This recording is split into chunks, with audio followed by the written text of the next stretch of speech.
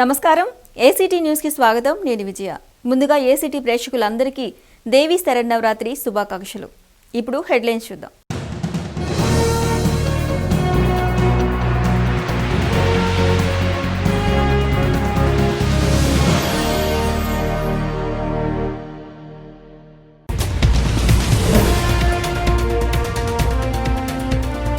ఆరవ రోజుకు చేరుకున్న దేవి శరన్నవరాత్రి ఉత్సవాలు లలితా త్రిపుర సుందరి దేవిగా దర్శనమిస్తున్న దుర్గమ్మ.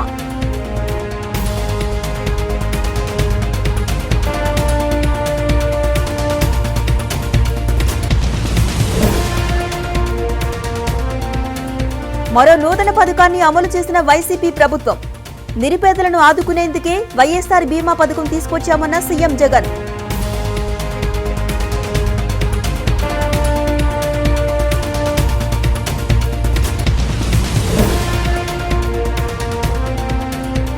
కరోనా వైరస్ పట్ల ప్రజలు అప్రమత్తంగా ఉండాలి. మాస్క్, సోషల్ డిస్టెన్స్ తప్పనిసరిగా పాటించాలని విజ్ఞప్తి చేసిన సీఎస్.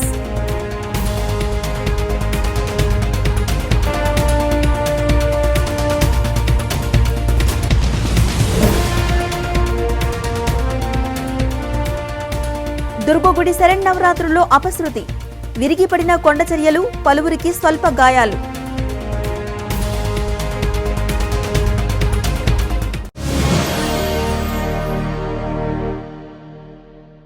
ఇక డీటెయిల్స్ చూస్తే దసరా మహోత్సవాలలో 6వ రోజు గురువారం ఇంద్రకీలాద్రిపై అమ్మవారు శ్రీ లలితా త్రిపుర సుందరిదేవి అలంకారంలో భక్తులకు దర్శనమీనున్నారు. తెల్లవారుజామున 5 గంటల నుండి రాత్రి 8 గంటల వరకు లలితా త్రిపుర సుందరిదేవిని దర్శించుకోవచ్చు. అమ్మవారి అలంకారాలలో లలితా త్రిపుర సుందరిదేవికి ప్రత్యేకత ఉంది. త్రిమూర్తుల కన్నా పూర్వం నుంచే ఉన్నది కాబట్టి త్రిపుర సుందరి అని పిలువబడుతోంది. శ్రీదేవియే శ్రీచక్ర అధిష్టాన శక్తిగా, పంచదశాక్షరి మమ మంత్రాది దేవతగా తనను కొలిచే భక్తుల్ని, ఉపాసకుల్ని అనుగ్రహిస్తోంది. లక్ష్మీదేవి, సరస్వతీదేవి ఇరువైపులా వింజామరాలతో సేవిస్తుండగా చిరుమందహాసంతో భక్తి పావనాన్ని చిందే చెరుకుగడను చేతపట్టుకుని శివుని వక్షస్థలంపై కూర్చుని దేవి దర్శనమిస్తోంది. దర్శన సమయంలో పరమేశ్వరుడు త్రిపురేశ్వరుడిగా, అమ్మవారు త్రిపుర సుందరి దేవిగా భక్తుల చేత పూజలందుకుంటారు. అరుణాం కరుణాంతరంగితాక్షీం హృతపాశాంకుశ పుష్పబాణచాపాం అణిమిద అణిమాదిభిరావృతాం మయూఖైరహమిత్యభావయే భవానీం అని మనకి లలితా త్రిపుర సుందరి దేవి ఆవిడ యొక్క స్వరూపం చాలా మృదువైనటువంటిది, చాలా లలితమైనటువంటిది. ప్రసన్న స్వరూపంగా అందరినీ కూడాను అనుగ్రహించేటువంటి ఆ యొక్క విగ్రహం, ఆ యొక్క అవతారం అది. అందరూ కూడాను అమ్మవారిని ఆ యొక్క లలితా త్రిపుర సుందరి దేవిగా కనుక మనం పూజించినట్లయితే ఈ రోజున ఈ శార్వరినామ సంవత్సరంలో జరిగేటువంటి విశేషమైనటువంటి ఈ యొక్క దేవీ శరన్నవరాత్రి మహోత్సవంలో ఈ రోజున మనం అమ్మవారిని ఆ యొక్క లలితా త్రిపుర సుందరి దేవిగా కనుక పూజించినట్లయితే ఆ అమ్మవారి యొక్క కృప వలన మనందరికీ కూడాను మానసిక అశాంతులన్నీ తొలగిపోయి సర్వరకాలైనటువంటి ఆయురారోగ్యాలతో ఈ సంవత్సర కాలం కూడాను సుఖ సంతోషాలతో గడపగలుగుతాం. కాబట్టి అందరూ కూడాను అమ్మవారిని లలితా త్రిపుర సుందరి దేవిగా కొలిచి ఆవిడ యొక్క కృపకు పాత్రలవలసిందిగా విజ్ఞప్తి. వైఎస్ఆర్ బీమా పథకాన్ని ముఖ్యమంత్రి జగన్ ప్రారంభించారు. ఈ పథకం ద్వారా దారిద్ర్య రేఖకు దిగువన ఉన్న కుటుంబాలకు ఉచిత బీమా సౌకర్యం కల్పించనున్నారు. ప్రమాదాల్లో మరణించిన, వైకల్యం కలిగిన కుటుంబాలకు కూడా బీమా అందించనున్నారు. కుటుంబంలో ఎవరికైనా ఆపద వస్తే ఆదుకోవడమే ఈ పథకం ముఖ్య ఉద్దేశమని సీఎం జగన్ తెలిపారు. బీమా నుంచి కేంద్ర ప్రభుత్వం తప్పుకున్నా భరించేందుకు తాము సిద్ధమయ్యామని జగన్ స్పష్టం చేశారు. ఆంధ్రప్రదేశ్లో మరో నూతన పథకానికి జగన్ సర్కార్ శ్రీకారం చుట్టింది. నిరుపేదలను ఆదుకునేందుకు సంకల్పించిన వైఎస్ఆర్ బీమా పథకాన్ని ముఖ్యమంత్రి వైఎస్ జగన్మోహన్ రెడ్డి ప్రారంభించారు. ఎన్నికల్లో ఇచ్చిన హామీ మేరకు సీఎం జగన్ ఈ పథకాన్ని ప్రారంభించారు. తాడేపల్లిలోని క్యాంపు కార్యాలయం నుండి వీడియో కాన్ఫరెన్స్ ద్వారా అధికారులతో మాట్లాడిన సీఎం అనంతరం పథకాన్ని ప్రారంభించారు. ఈ పథకం ద్వారా రాష్ట్ర వ్యాప్తంగా సుమారు 1,41,00,000 కుటుంబాలకు లబ్ధి చేకూరనుంది. పథకంలో భాగంగా సహజ మరణానికి 2 లక్షల రూపాయల బీమా, 51 నుండి 70 సంవత్సరాల మధ్య వయసున్న వారు మరణిస్తే 3 లక్షల బీమా, 18 నుండి 50 సంవత్సరాలలోపు వారు మరణిస్తే 5 లక్షల రూపాయల బీమా వర్తించనుంది. ఇక ప్రమాదవశాత్తు ఎవరికైనా పాక్షిక వైకల్యం కలిగితే వారికి 1,50,000 రూపాయల బీమా సౌకర్యం కల్పించనున్నారు. ఈ సందర్భంగా మాట్లాడిన సీఎం కుటుంబంలో ఎవరికైనా ఆపద వస్తే ఆదుకోవడమే ఈ పథకం యొక్క ముఖ్య ఉద్దేశమన్నారు. జాబితాలో పేర్లు లేనివారు గ్రామ సచివాలయానికి వెళ్లి నమోదు చేసుకోవచ్చని సీఎం తెలిపారు. ప్రమాదవశాత్తు చనిపోతే తక్షణమే 10,000 రూపాయలు అందిస్తామని, నిరుపేదల కోసమే ఈ పథకాన్ని అందుబాటులోకి తీసుకొచ్చామని ముఖ్యమంత్రి పేర్కొన్నారు. పథకం నుంచి కేంద్ర ప్రభుత్వం తప్పుకున్నా రాష్ట్ర ప్రభుత్వమే దీని ఖర్చు భరిస్తుందన్న సీఎం కుటుంబ పెద్దకు జీవన భద్రత కల్పించే లక్ష్యంతోనే పథకాన్ని అమలు చేస్తున్నామని వెల్లడించారు. ఈరోజు లాంచ్ చేసేది చాలా గొప్ప కార్యక్రమం అని ఎందుకంటున్నాను అంటే, ప్రతి కుటుంబంలో ప్రతి ఒక్కరూ సంతోషంగా నిండు నూరేళ్ళు కూడా బ్రతకాలని కోరుకునే ప్రభుత్వం మనది. అయితే కుటుంబంలో ఎవరికైనా అనుకోని ఆపద ఏదైనా వస్తే ఆ కుటుంబం తల్లడిల్లిపోతుంది. అటువంటి పరిస్థితి వచ్చినప్పుడు ఆ కుటుంబ పెద్దకు, ఆ కుటుంబంలో సంపాదించే ఆ వ్యక్తి లేని పరిస్థితిలో ఆ కుటుంబం ఎలాంటి ఇబ్బందులు కూడా పడకూడదు అన్న దూరదృష్టితో ఈ పథకానికి శ్రీకారం చుడతా ఉన్నాం. ఈ పథకానికి గతంలో అయితే కేంద్ర ప్రభుత్వం సగభాగం భరించే పరిస్థితి ఉండేది. అయితే ఇప్పుడు మారిన పరిస్థితుల్లో కేంద్ర ప్రభుత్వం ఆ ఇన్సూరెన్స్ ప్రీమియం కట్టే బాధ్యత నుంచి వాళ్ళు తప్పుకున్నారు. వాళ్ళు తప్పుకున్నప్పటికీ భారం రాష్ట్ర ప్రభుత్వం మీదే ఎక్కువగా అధికంగా పడుతుంది అని తెలిసినప్పటికీ ఇటువంటి పథకం పక్కకి పోకపోతే ప్రజలు ఇబ్బందులు పడతారు అనే ఉద్దేశంతో సంపాదించే వ్యక్తి ఏదైనా పొరపాటున ఏదైనా జరిగినప్పుడు ఆ కుటుంబం ఇబ్బందులు పడకూడదు అనే ఉద్దేశంతో మానవతా దృక్పథంతో ఈ ప్రభుత్వం అడుగులు ముందుకు వేస్తుంది. అక్షరాల ఆ మొత్తం బీమా ప్రీమియం సెంట్రల్ గవర్నమెంట్ తప్పుకున్నప్పటికీ కూడా రాష్ట్ర ప్రభుత్వమే దాన్ని పూర్తిగా భరించేందుకు ముందుకు వచ్చింది. ఏదైనా పొరపాటున చనిపోవడం అంటూ జరిగితే 18 నుంచి 50 సంవత్సరాల లోపు ఎవరైనా ఉన్న వాళ్ళు చనిపోతే 2 లక్షల రూపాయలు వాళ్ళ కుటుంబానికి అందజేయడం జరుగుతుంది. పార్షియల్ పర్మనెంట్ డిసేబుల్మెంట్ ఏదైనా యాక్సిడెంటల్ కింద ఏదైనా జరిగితే 18 నుంచి 70 సంవత్సరాల లోపు వాళ్లకు 1.5 లక్ష ఇవ్వడం అనేది జరుగుతుంది. ఇంద్రకీలాద్రిపై జరుగుతున్న దసరా నవరాత్రి ఉత్సవాల్లో అపశృతి చోటు చేసుకుంది. కొండ చర్యలు విరిగిపడి మీడియా పాయింట్తో పాటు మరో షెల్టర్ దెబ్బతింది. పలువురికి స్వల్ప గాయాలు కావడంతో సహాయక చర్యలు చేపట్టారు. మరిన్ని వివరాలను మా బ్యూరో చీఫ్ ముక్కంటి అందిస్తారు. దేవి శరన్నవరాత్రోత్సవంలో ఇంద్రకీలాద్రిపై అపశృతి చోటు చేసుకుంది. ఏదైతే ఇంద్రకీలాద్రి మొత్తం కూడా కొండ ప్రాంతము, వర్షాలు పడినప్పుడల్లా చిన్న చిన్న రాళ్ళు పడతా ఉంటాయి. కొండల మించి రాళ్ళు పడతాయని చెప్పి జాగ్రత్తగా ఉండాలని చెప్పి అధికారులు కూడా హెచ్చరికలు చేయటము, అలాగే ఐరన్ మెష్ ఏర్పాటు చేయడం కూడా జరిగింది. కానీ ఏదైతే కరెక్ట్గా గుళ్ళకు ప్రవేశించే ప్రాంతం ఉందో ఆ ఈ కొండ మీద పెద్ద రాయి ఉదయం నుంచి కూడా చెప్తా ఉన్నారు, నెర్రెలు ఇచ్చింది, క్రాక్లు ఇచ్చింది, పడే ప్రమాదం ఉందని చెప్పి ఉదయం నుంచి కూడా హెచ్చరించినా కూడా ఎవరు పట్టించుకునే పరిస్థితి ఈ సర్వసాధారణంగా భావించారు. అయితే మూలా నక్షత్రం నాడు, అంటే అమ్మవారు జన్మ నక్షత్రం నాడు భక్తుల రద్దీ ఉంది. మరి కొద్ది నిమిషాల్లోనే ముఖ్యమంత్రి గారి వస్తున్న సందర్భంగా హై అలర్ట్ అంతా చేసి పోలీస్ యంత్రాంగం అంతా ఇక్కడే ఉంది. ఇక్కడ ఉన్న క్రమంలోనే ఒక్కసారిగా ఈ కొండరాళ్ళు పెద్ద కొండరాళ్ళు పడటంతో పెద్ద ప్రమాదం సంభవించింది. అయితే ఇక్కడ సహజంగా చెప్పులు ఇడుస్తూ ఉంటారు కొంతమంది పారిశుద్ధ్య కార్మికులు, అలాగే పోలీసుకు సిబ్బందించిన వాళ్ళు కూడా కొంతమంది ఉన్నట్టు సమాచారం. రెస్క్యూ ఆపరేషన్ అయితే జరుగుతూ ఉంది. ఇవన్నీ పూర్తిగా తొలగించి ఈ బండరాళ్ళని తొలగిస్తే కానీ ఎంతమంది ప్రాణాలు కోల్పోయారనేది వెల్లడగానుంది. మొత్తం పోలీస్ యంత్రాంగం ఉండగానే చాలామంది గాయాలైనాయి. ఏదైతే పారిశుద్ధ్య కార్మికులు అక్కడ చెప్పులు ఇడిచారు, అలాగే పోలీసు బందోబస్తు సీఎం రాక సందర్భంగా పోలీసు బందోబస్తు ఉంది. అయితే ఎవరికి ఏం జరిగింది అనేది అయితే రిస్క్ ఆపరేషన్ జరిగింది. ముందుగా హెచ్చరించినా కూడా అక్కడ జాగ్రత్తలు పాటించకపోవడం అనేది అయితే పెద్ద ఇది ఒకవైపున కోవిడ్ ప్రభావం వలన భక్తులంతా తగ్గించినప్పటికీ ముఖ్యమంత్రి పట్టు వస్త్రాలు సమర్పించే కొద్ది నిమిషాల ముందు ఇలాంటి సంఘటన జరగడం అయితే చాలా బాధాకరం ఉంది. రెస్క్యూ ఆపరేషన్ అయితే కొనసాగుతుంది. ఇరిగి జారి పడుతుంది కాబట్టి భక్తులను ఆ పక్కకు వెళ్ళనివ్వకుండా దూరంగా పెడతాం జరిగింది. నిన్న 10-12 వేల మంది భక్తులు దర్శించుకున్నారు. ఈరోజు కూడా అదే పరిస్థితి. ఒక భక్తుడికి కూడా గాయం జరగల. కాకపోతే అక్కడ ఉన్నటువంటి పోలీస్ సిబ్బంది, ఈ టెంటుల్ని వీటిని నిర్వహించేటువంటి సిబ్బంది అక్కడ నిలబడి వాళ్ళందరినీ దూరంగా పంపించడం వల్ల ఆ చర్యలు ఇరిగి జారి వచ్చి వాటి ముక్కలు లెగ్స్ వచ్చి వాళ్ళకి చిన్న చిన్న గాయాలైనాయి. ఒక ఇద్దరికి వాళ్ళని హాస్పిటల్కి తీసుకెళ్ళాం. వాళ్ళని కూడా డిశ్చార్జ్ చేసి బయటికి తీసుకొచ్చాం. కాబట్టి సిబ్బంది కానీ పోలీస్ వ్యవస్థ కానీ అందరూ కూడా మీడియా అప్రమత్తంగా ఉండబట్టి, అప్రమత్తం చేయబట్టి ఒక్క భక్తుడు కూడా గాయం కూడా జరగకుండా బయటికి తీసుకొచ్చాం. ఇది పోలీస్ సిబ్బంది కానీ ఈ గుడి సిబ్బంది కానీ వీళ్ళందరూ కూడా బాగా నిర్వహించారు.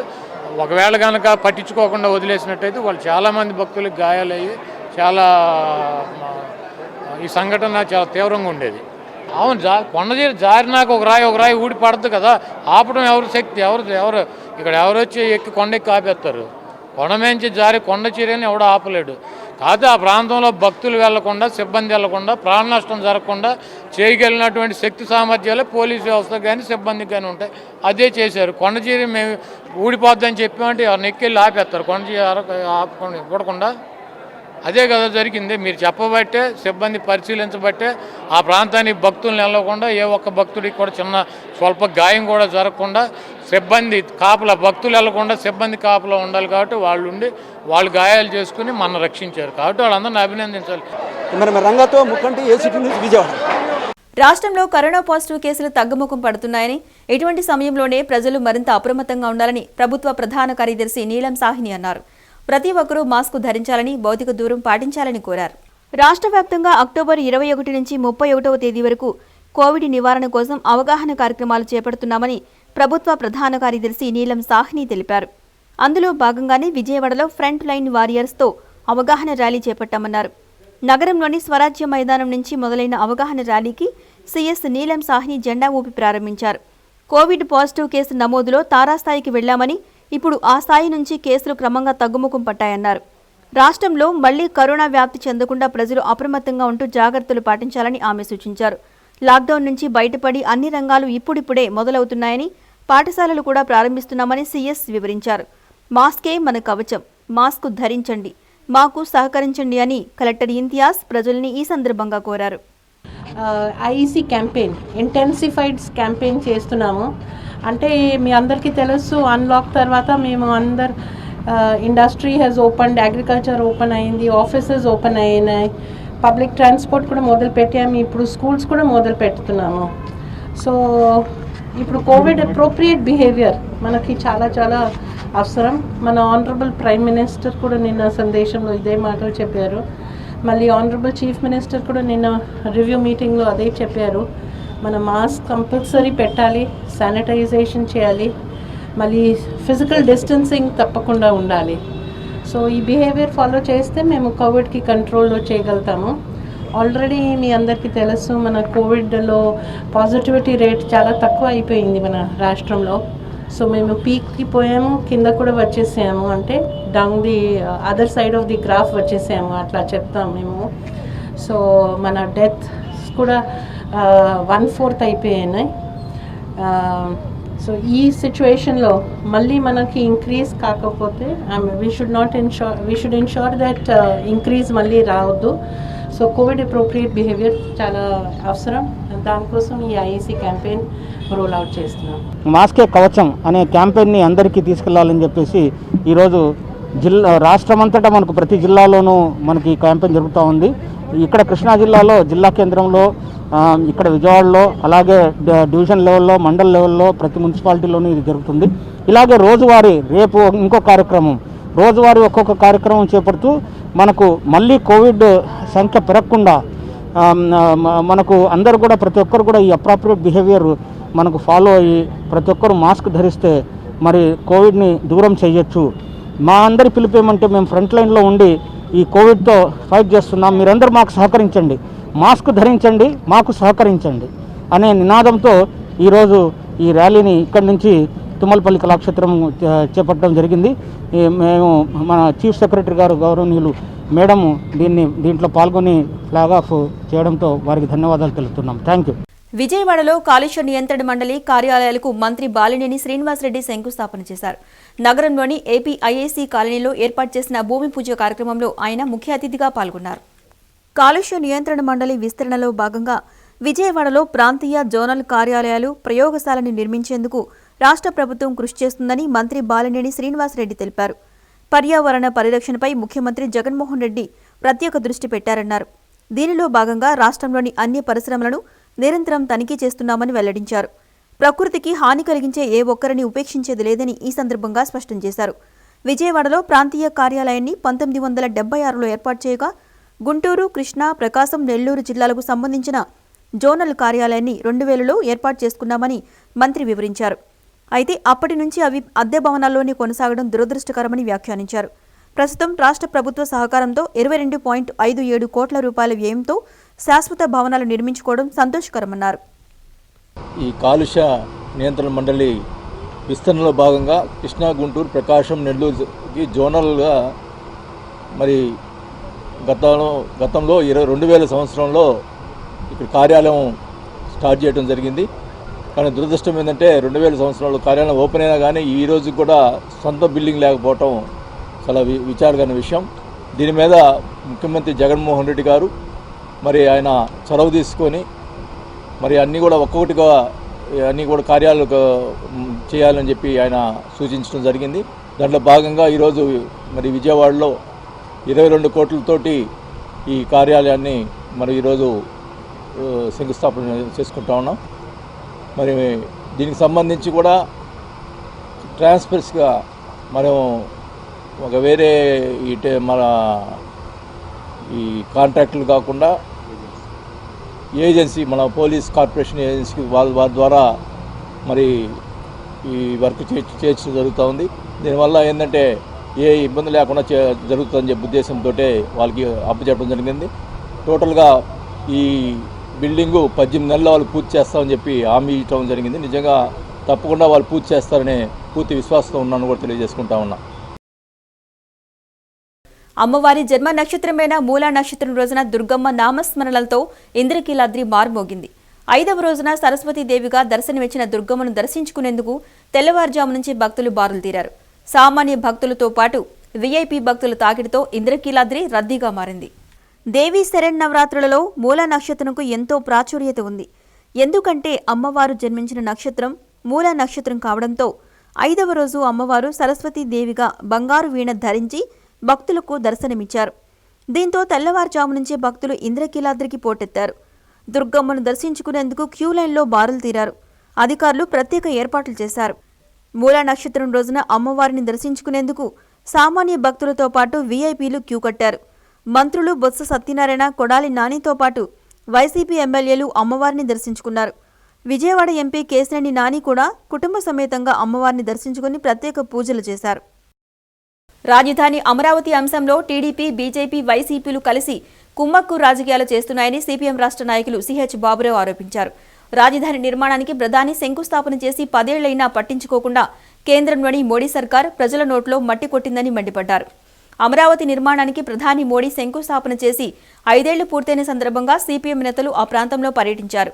ఈ సందర్భంగా బాబురావు మీడియాతో మాట్లాడుతూ రాజధాని నిర్మాణంలో పూర్తి వైఫల్యం కేంద్రంలోని బీజేపీ సర్కార్దేనని ఆయన దుయ్యబట్టారు. రాజధాని అమరావతి కోసం నవంబర్ 1 నుంచి 15 వరకు ప్రజా ఉద్యమాన్ని చేపట్టనున్నట్లు బాబురావు స్పష్టం చేశారు. ఇప్పుడు పరోక్షంగా కలుస్తున్నారు. మరి వాళ్ళ అన్ని పార్టీల సమాధానం చెప్పాలి. ఆ రోజు టీడీపీలో ఉన్న మంత్రి నారాయణ గారు మిగతా వాళ్ళు గుర్రాలెక్కి ఊరేగారు. మీకేం పర్లా భూములు ఇవ్వండి మేమన్నారు. ఇవాళ గుర్రాలెక్కి ఊరేగిన మంత్రులు ఎవరు అడ్రస్ కూడా కనపట్ల. ఇక బీజేపీ ఒక అంగుళం కదలదు అమరావతి అన్నారు. ఇప్పుడు పూర్తిగా వైసీపీతో కుమ్మక్కైపోయి ఇద్దరు కలిపి చేస్తారేమీ మాట్లాడే పరిస్థితి లేదు. అందుకే ఈ 5 సంవత్సరాలు పూర్తయిన సందర్భంలో మేము పూలింగ్ ఒక మోసం అయితే బీజేపీ విభజన చట్టాన్ని పట్టించుకోకుండా రాజధానికి తీరని ద్రోహం చేసింది బీజేపీ. వైసీపీ మేలు చేస్తామని చేశారు. రాజధాని ఇలా ఉండటానికి బీజేపీ సూత్రధారైతే ఇప్పుడున్న వైసీపీ, గతంలో ఉన్న టీడీపీ వీరిద్దరూ కూడా ఇవాళ సమాధానం చెప్పాలి, బాధ్యత వహించాలి. అందుకే రాజధానిలో బీజేపీ చేసిన మోసం, రాష్ట్రానికి బీజేపీ చేసిన మోసం, కేంద్రం చేసిన మోసం, ఇటు వైసీపీ యొక్క ద్రోహం మీద నవంబర్ 1వ తారీఖు నుండి 15వ తారీఖు వరకు రాజధానిలో ఉన్నటువంటి గ్రామాన మేము ప్రచార ఆందోళన కార్యక్రమాన్ని చేపడతాం. ఇంటింటికి కరపత్రాలు పంపిణీ, పాదయాత్రలు, సైకిల్ యాత్రలు, సభలు పెట్టి ఇటు బీజేపీ ద్రోహాన్ని, వైసీపీ మోసాన్ని ఎండగట్టడమే కాదు, ఈ అమరావతిలో ప్రజలకు ఇచ్చిన హామీలు నిలబెట్టుకోవాలి. అమరావతి ఇక్కడే కొనసాగాలి. కరోనా వలన ఉపాధి కోల్పోయి ఇబ్బందులు పడుతున్న వారికి లింగం శివప్రసాద్ తోపుడు బండ్లు అందించడం సంతోషకరమని పోతిన మహేష్ అన్నారు. ఇటువంటి సేవా కార్యక్రమాలు చేపట్టడంతో పాటు పార్టీ బలోపేతానికి కృషి చేయాలన్నారు. పశ్చిమ నియోజకవర్గంలోని సితారా సెంటర్ వద్ద జనసేన పార్టీ ఆధ్వర్యంలో తోపుడు బండ్లు పంపిణీ కార్యక్రమం జరిగింది. లింగం శివప్రసాద్ ఆధ్వర్యంలో జరిగిన ఈ కార్యక్రమంలో పోతిన మహేష్ పాల్గొని బండ్లను అందించారు. అనంతరం పోతిన మహేష్ మాట్లాడుతూ దసరా ఉత్సవాలను పురస్కరించుకుని జనసేన నాయకులు లింగం శివప్రసాద్ తోపుడు బండ్లను అందించడం సంతోషకరమన్నారు. జనసేన పార్టీ బలోపేతానికి ఎంతో కృషి చేస్తున్నారని, ఎన్నికల సమయంలో కూడా బాగా పనిచేస్తారని వెల్లడించారు. ఈ కార్యక్రమంలో జనసేన శ్రేణులు పాల్గొన్నారు. దసరా శరన్నవరాత్రోత్సవాల్ని పురస్కరించుకొని సితారా సెంటర్ వద్ద జనసేన పార్టీ భవానీపురం నాయకులు లింగం శివప్రసాద్ గారు ఈ రోజున కరోనా బారిన పడి వ్యాపారాలు లేకుండా ఇబ్బందులు పడుతున్నటువంటి స్థానికులకి అండగా నిలబడాలనేటువంటి ఒక గొప్ప ఉద్దేశంతో మరి ఇద్దరికి ఈ రోజున కొత్త తోపుడు బండ్లని తయారు చేయించి ఒకరు కొబ్బరి బొండాల వ్యాపారం చేసుకోవడానికి, మరొకరు అరటిపళ్ళ వ్యాపారం చేసుకోవడానికి కూడా మరి సుమారు ఒక్కొక్కటి 8,000 రూపాయలు చొప్పున రెండు కలిపి 16,000 రూపాయలు విలువైనటువంటి 2 కొత్త బండ్లని ఇవ్వడం జరుగుతోంది. మరి లింగం శివప్రసాద్ గారు జనసేన పార్టీకి మొదటి నుంచి కూడా ఈ ప్రాంతంలో అండగా నిలబడతా ఎన్నికల సమయంలో కూడా పెద్ద ఎత్తున కష్టపడినటువంటి వ్యక్తి. మరి వారి ఆధ్వర్యంలో ఈ కార్యక్రమం చేపట్టడం నిజంగా చాలా గొప్ప విషయం. రాబోయే రోజుల్లో లింగం శివప్రసాద్ గారు పార్టీని మరింత దృఢంగా బలంగా ముందుకు తీసుకెళ్లాలని, అదేవిధంగా స్థానిక ప్రజలకి ఏ కష్టం వచ్చినా కూడా భవానీపురం ప్రాంతం మొత్తంలో కూడా అండగా నిలబడాలని వారిని కోరుకుంటా, ఇంత మంచి సేవా కార్యక్రమం చేసినటువంటి వారికి కనకదుర్గమ్మ ఆశీస్సులు సంపూర్ణంగా ఉండాలని మనస్ఫూర్తిగా ప్రార్థిస్తూ నన్ను ఈ కార్యక్రమంలో భాగస్వామ్యం చేసినందుకు శివప్రసాద్ గారికి నా హృదయపూర్వక ధన్యవాదాలు తెలియజేస్తాను. దసరా నవరాత్రి ఉత్సవాలు విజయవాడ నగరంలో ఘనంగా జరుగుతున్నాయి. దుర్గగుడితో పాటు వివిధ ఆలయాల్లో వైభవంగా ఉత్సవాలను నిర్వహిస్తున్నారు. 9 రోజుల పాటు అమ్మవారిని వివిధ రూపాలు అలంకరించి పూజలు చేస్తున్నారు. మాచవరం డౌన్ కొండ ప్రాంతంలో ఉన్న కనకదుర్గాదేవి ఆలయంలో దసరా ఉత్సవాలు వైభవంగా జరుగుతున్నాయి. 5వ రోజు అమ్మవారు సరస్వతీదేవి రూపంలో దర్శనమిస్తుండటంతో భక్తులు పెద్ద ఎత్తున ఆలయానికి తరలివచ్చారు. అమ్మవారిని దర్శించుకుని ప్రత్యేక పూజలు నిర్వహించారు. 9 రోజుల పాటు ఈ ఆలయంలో అమ్మవారికి విశేష పూజలు నిర్వహించడంతో పాటు భక్తుల కోసం ప్రత్యేక ఏర్పాట్లు చేశారు. బుధవారం అమ్మవారి జన్మ నక్షత్రం మూలా నక్షత్రం కావడంతో ఆలయానికి భక్తులు పోటెత్తారు. ఈ సందర్భంగా ఆలయ పెద్దలు మాట్లాడుతూ ప్రతి ఏడాది దసరా ఉత్సవాలను వైభవంగా చేస్తున్నామని వెల్లడించారు. ఉత్సవాల్లో 5వ రోజున సరస్వతీదేవిని దర్శించుకునేందుకు పెద్ద ఎత్తున భక్తులు వచ్చారన్నారు. శ్రీ కనకదుర్గా మల్లేశ్వర స్వామి వారి దేవస్థానం నందు ఇవాళ మూలా నక్షత్రము పంచమి విశేషమైనటువంటి దినం కాబట్టి ఈరోజు అమ్మవారు సరస్వతి అలంకారంలో వేయించేసి ఉన్నారు. సకల విద్యానికి సకల జగత్తుకి మూలమైనటువంటి ఆ యొక్క చదువుకి శాస్త్రానికి అధిపతి అయినటువంటి ఆ శారదా పరమేశ్వరి అమ్మవారి రూపంలో ఇవాళ అమ్మవారు వేయించేసి ఉండి ఇక్కడ భక్తులందరికీ కూడా సహస్ర కుంకుమార్చన పూజలు అనేవి నిర్వహించబడుతున్నాయి. అనేక రకాలైనటువంటి తీర్థప్రసాదాలు ఇస్తూ కూడా అమ్మవారి కృపకు పాత్రలు చేస్తున్నాం భక్తులందరినీ కూడా. గుంటూరు జిల్లా మంగళగిరిలో శ్రీ లక్ష్మీ నరసింహస్వామి ఆలయం గిరి ప్రదర్శన కోసం జరుగుతున్న పనుల్లో ఆంజనేయ స్వామి విగ్రహం బయటపడింది. విషయం తెలుసుకున్న అర్చకులు అక్కడికి చేరుకుని పూజలు నిర్వహించారు. గుంటూరు జిల్లా మంగళగిరి శ్రీ లక్ష్మీ నరసింహస్వామి గిరి ప్రదర్శన పనుల్లో ఆంజనేయ స్వామి విగ్రహం బయటపడింది. శ్రీ లక్ష్మీ నరసింహస్వామి ఆలయం గిరి ప్రదర్శన కోసం మంగళగిరి కొండ వద్ద ఆదివారం పనులకు శంకుస్థాపన చేశారు. సోమవారం నుంచి విస్తృతంగా పనులు చేపట్టగా రహదారి కోసం త్రవ్వుతుండగా ఆంజనేయ స్వామి విగ్రహం బయటపడింది. సమాచారం తెలుసుకున్న ఆలయ అర్చకులు అక్కడకు చేరుకుని పూజలు నిర్వహించారు.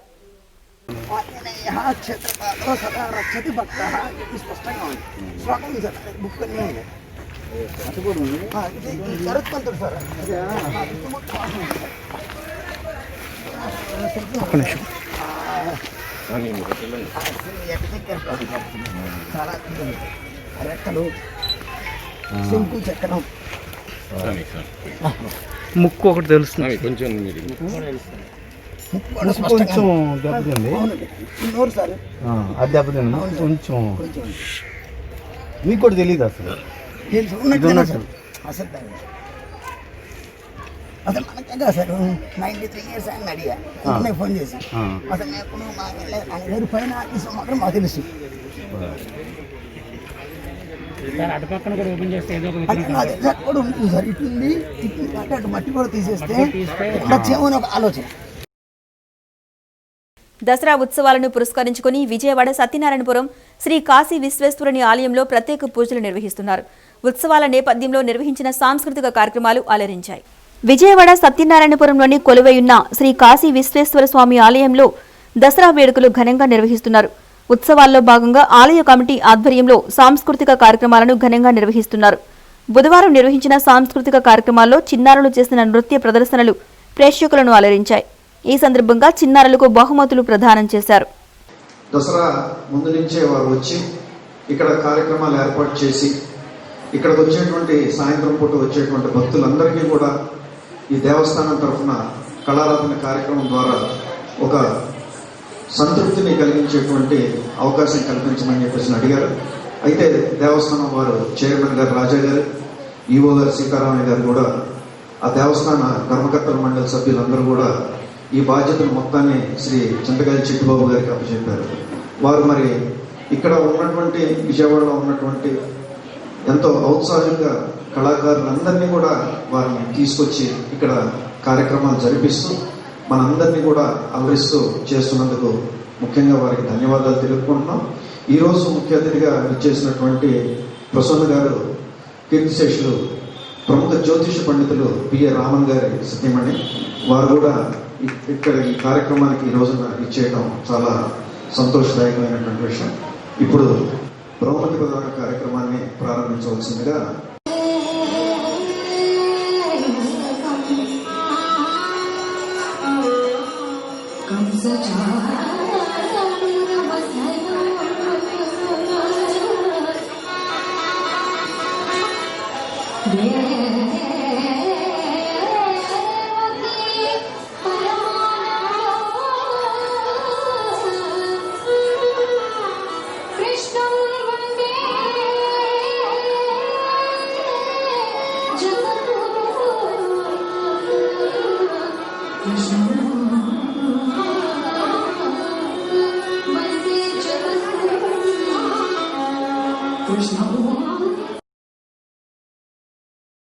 మహిళల కోసం తీసుకువచ్చిన చట్టాలను పటిష్టంగా అమలు చేయడంలో ప్రభుత్వాలు విఫలమయ్యాయని దళిత స్త్రీశక్తి జాతీయ కన్వీనర్ గడ్డం ఝాన్సీ అన్నారు. అందువల్లే మహిళలపై దాడులు పెరిగిపోతున్నాయని ఆరోపించారు. గాంధీనగర్లోని ప్రెస్ క్లబ్లో దళిత స్త్రీశక్తి ఆధ్వర్యంలో విలేకరుల సమావేశం నిర్వహించారు. ఈ సందర్భంగా గడ్డం ఝాన్సీ మాట్లాడుతూ నిర్భయ ఘటన నుంచి నేడు విజయవాడ దివ్య తేజస్విని ఘటనలు ప్రభుత్వాల వైఫల్యాలకు నిదర్శనమన్నారు. చట్టాలు తీసుకువస్తున్నా వాటిని సరిగా అమలు చేయడంలో నిర్లక్ష్యంగా వ్యవహరిస్తున్నారని మండిపడ్డారు.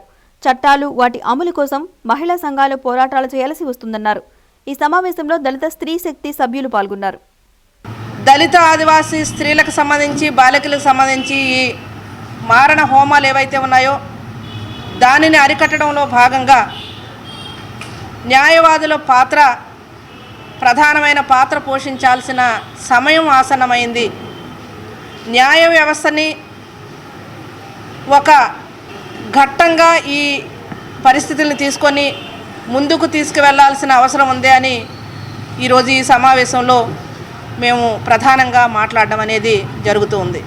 3 డికేడ్స్ ముందు వచ్చిన అత్యాచారాల నిరోధక చట్టం కానివ్వండి, ఒక 2 డికేడ్స్ ముందు వచ్చిన పోక్సో చట్టం, నిర్భయ చట్టం కానివ్వండి, ఇటీవల వచ్చిన దిశ చట్టం కానివ్వండి, ఏది కూడా అమలుకు నోచుకోవడంలో అనేక అడ్డంకులు ఎదురవుతూ ఉన్నాయి.